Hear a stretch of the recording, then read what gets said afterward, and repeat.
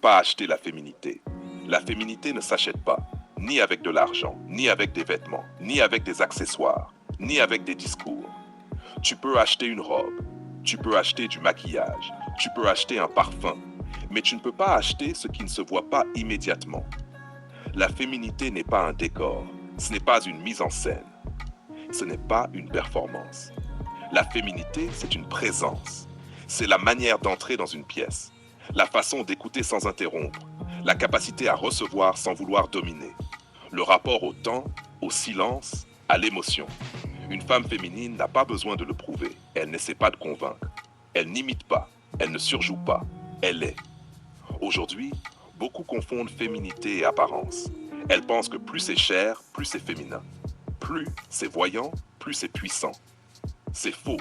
La féminité n'est pas bruyante, elle n'est pas agressive, elle n'est pas dans la compétition. Elle n'a rien à prouver à personne. La féminité ne cherche pas à remplacer l'homme.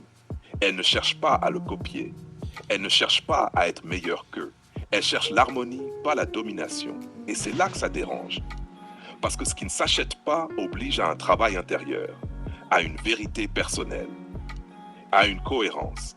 Tu peux gagner beaucoup d'argent et être complètement déconnecté de ta féminité. Tu peux être très visible et profondément vide.